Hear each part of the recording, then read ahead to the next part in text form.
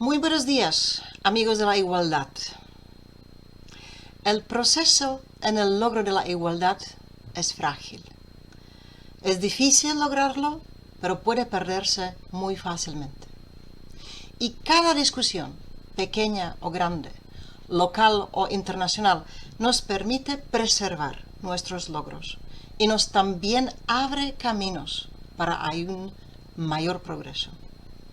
Por esta razón, me gustaría comenzar agradeciendo a los organizadores, pero también a los participantes, por la organización de la sesión de hoy en Albacete.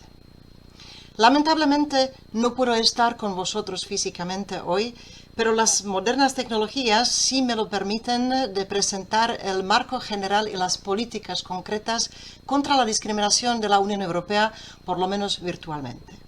Y también perdóneme porque no puedo hacer la presentación en español, que me sale un poco más difícil, pues voy a hacerlo en inglés.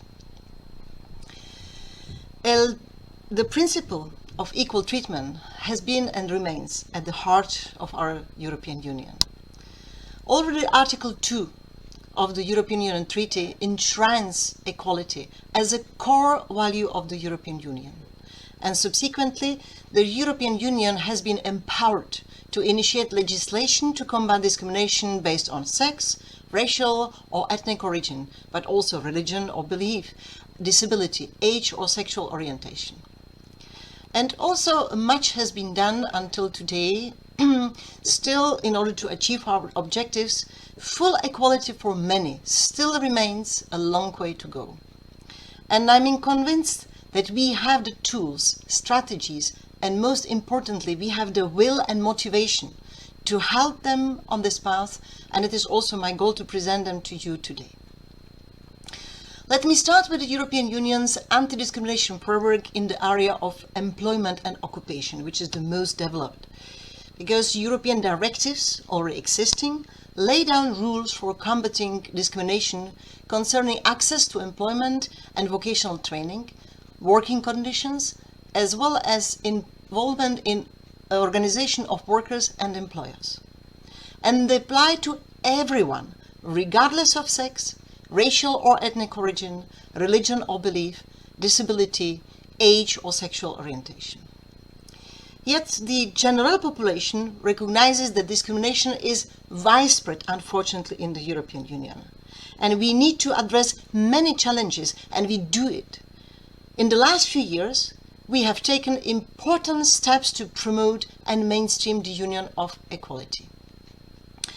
And let me start with several strategies that we have adopted since 2020 to bring us closer to the goal of discrimination-free and equal Europe. The first one is the Gender Equality Strategy adopted in 2020, which confirms our vision of a union where women and men, girls and boys, in all their diversity, are free to pursue their chosen paths in life. They have equal opportunities to strive and can equally participate in and also lead our European societies. This strategy, Gender Equality Strategy, sets our actions to end gender-based violence, close gender gaps in the labor market, and achieve gender balance in decision-making and politics. Let me just highlight a few of the measures that we are undertaking very successfully. We have put forward two major legislative initiatives. One proposal for a directive to tackle the gender pay gap by improving pay transparency. Another proposal for a directive on combating violence against women and domestic violence. In addition, we achieved a historic breakthrough just this week on the proposal for a directive of gender balance in the boards. That means the gender balance in the executive and non-executive boards. This directive will ensure that women will be represented on corporate boards of listed companies across the European Union in a more equal way. Also, last month, the Commission presented a new proposal, so-called European Care Strategy. Access to early childhood education and care, and also long-term care, is key to ensure that working women and men can combine work and care responsibilities. With more women on the labor market, we will gradually close the gender employment gap, and more is still to come. Let me also say that we in the Commission, we have also stepped up our action to combat racism by adopting another very ambitious horizontal proposal, which is the European Union Anti-Racism Action Plan in September 2020. Measures enshrined in it cover a comprehensive range of policy areas, including, among other things, employment, digitalization, media, youth, education and child protection, extending also to the European Union's external relations, and the Commission's own, and here we have to look at ourselves as well, personal policy with a focus on structural racism. We recognize the structural dimension of racism that perpetuates barriers placed in the way of citizens solely due to their racial or ethnic origin, and also the importance of the intersectional approach in dealing with it. And this is why the European Union Anti-Racism Action Plan aims at not only tackling racism and racial discrimination through legislation, but also by measures addressing social attitudes, stereotypes, or even economic concerns, in addition to it having, of course, a strong emphasis on the collection of substantial equality data. And our key aim is to mainstream the fight against racism to all European Union policies. And since I'm on the fight against racism, so let me also stress that Roma equality, inclusion and participation remain a huge priority for the Commission. Our Roma strategic framework and the Council recommendation put a strong emphasis on the fight against the anti-Gypsyism, but also on discrimination and poverty, along the sectorial objectives like education, employment, health and housing. For the first time, we are proposing quantitative headline targets to be met by 2030, as well as a portfolio of indicators for member states to allow for measuring progress towards the Roma equality and inclusion. And the Council recommendation calls on member states to promote effective equal access for Roma to quality and sustainable employment in order to implement activation measures and combat discrimination. Now, let me briefly touch upon the LGBTIQ rights. We as a Commission strongly condemns any discrimination, violence or hatred against LGBTIQ people. EU values and fundamental rights must be respected by all European Union member states and state authorities alike, without any exception. And that's why we give its almost priority to the implementation of the LGBTIQ equality strategy that was adopted for the 2020 and 2025 period. And we will insist, among other things, on the mutual recognition of parenthood in the member states, but also the protection of LGBTIQ people from hate crimes, and also the extension of the protection of the LGBTIQ people from the discrimination should go beyond the current area of employment. Finally, in March 2021, we adopted a strategy for the rights of the persons with disabilities, this time for the period 2021 to 2030.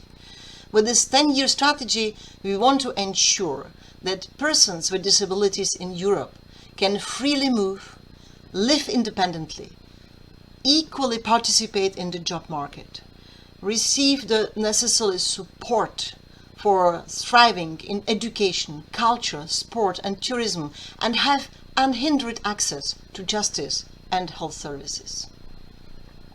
However, our activities, the policy activities and legislative proposals could not only target the member states, because we have to also work together with the social organizations and businesses, as you do during your conference. And that's why in 2021 we launched the new Citizens' Equality, Rights and Values program. And your organizations can apply to receive funding from the initiatives aimed at the citizens' engagement, equality for all, and the protection and promotion of rights and the European Union values. We also rely on the support from the businesses, which have always been big drivers for the change. And we believe that the diversity charters are fundamental to promote the business case of diversity, and that they provide a recognized public trademark that demonstrates that the company's commitment to the promotion of equality and diversity is really important. That is why the Commission continues supporting the diversity charters with a comprehensive policy on diversity and inclusion at the workplace through the European Union platform of diversity charters. And let's only face the facts. Almost 14,400 companies, covering over 17 million employees, have already signed the charters. The charters over all the Europe, because they are now already working in 26 member states. And I would like to encourage all companies present here today to sign the diversity charters, Carta de la Diversidad en Español, organizado por la Fundación para la Diversidad in Spain and or in other European Union member states where you are operating. Now, let me conclude in Spanish. Let's try. Porque para nosotros, en la Comisión Europea, nos estamos centrando en proyectos específicos en apoyo de la igualdad, como acabo de explicar. Pero también estamos integrando la dimensión de la igualdad horizontalmente en todas las políticas e iniciativas importantes de la Unión Europea. Para nosotros lo importante es de prevenir y combatir la discriminación, así como de hacer cumplir la legislación y los principios básicos de la Unión Europea en este campo, porque creemos que en los negocios, en la política y en la sociedad en su conjunto, solo podemos alcanzar nuestro máximo potencial si utilizamos todos los talentos disponibles y toda la diversidad. Pues gracias por la invitación y os deseo discusiones fructíferas y muchísimas gracias y todo lo mejor.